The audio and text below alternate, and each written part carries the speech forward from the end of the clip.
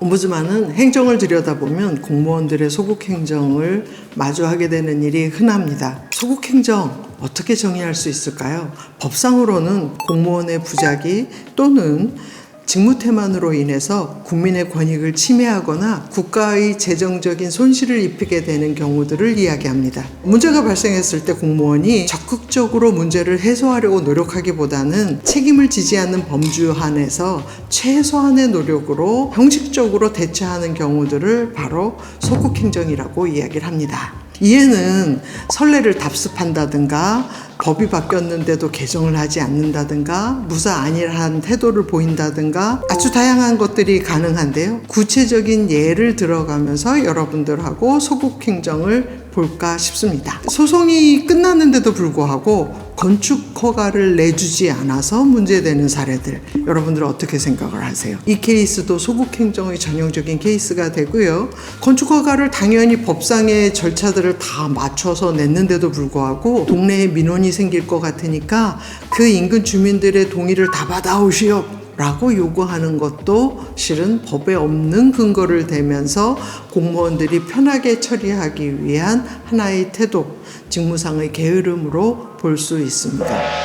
옴부즈만이 소국행정을 처리한 사례 중에 하나는 국가산업단지의 토지를 소유한 신청인께서 옴부즈만에 방문한 사례였습니다. 신청인께서는 어떻게든 토지를 분할을 해서 매각하고자 했고요. 토지 분할 신청을 하러 지자체에 방문했는데 해당 지자체의 담당 부서에서 그건 분할이 안 됩니다 라는 거부를 받게 됐습니다. 놀란 신청인께서는 이유가 뭐냐고 확인하기 시작을 했고요. 이에 대해 해당 지자체 담당 공무원은 저희 조례에는 난개발 방지를 위해서 토지 분할은 1650제곱미터 이하로는 안 됩니다 라고 규정이 되어 있으니 토지 분할 신청은 불가하고 당연히 매각도 불가합니다 라고 답변을 하기에 이르렀습니다. 그러나 옴부즈만이 살펴본 바에 의하면 이미 산업단지 내의 토지들을 효율적으로 활용하기 위해서 산업단지 활성화에 관한 법률, 저희가 보통 산지법이라고 부르는데요. 산지법에서는 이 토지면적 제한 규정을 일정 부분 해제해주고 있었습니다. 공공시설이라든가 녹지 등의 경우에는 제한 규모에 상관없이 자유롭게 분할 신청을 받아주도록 하고 있음에도 불구하고 이 규정을 반영하지 않아서 조례에 따라서 제한된 케이스였습니다. 옴부즈만은 이런 종류의 내용들을 살펴보고 조례 개정 전이라도 분필하고 매각할 수 있도록 절차를 밟으라고 권고했고요. 원만히 해결에 이르렀습니다. 소국행정의 종류는 굉장히 다양해서요.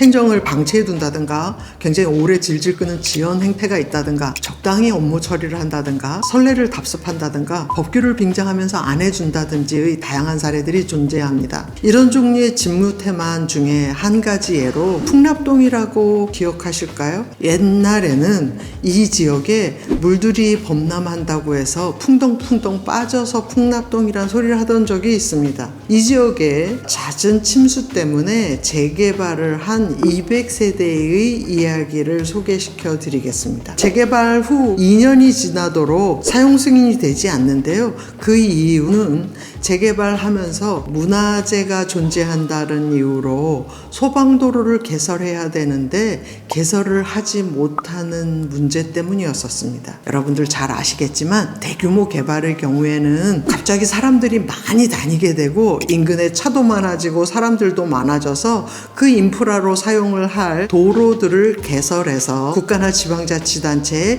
기부 체납하는 조건을 다는 케이스들이 있습니다. 이 아파트에도 기부 체납 조건이 달려 있었고요. 바로 소방도로 확보의 기부 체납 조건이었는데 나중에 확인해 보니까 여기는 문화재가 있어서 몽천토성이 개발되게 되면 소방도로를 확보할 수 없음에도 불구하고 조건으로 붙여져 있었던 사안을 옴부즈만이 확인하고 원만히 해결한 사례이기도 했습니다. 이런 사례들은 공무원이 현장을 한 번만 나가보면 당연히 확인할 수 있는 사안임에도 불구하고 현장에 나가지 않아서 발생한 아주 소극적인 행태 중에 한 가지였습니다.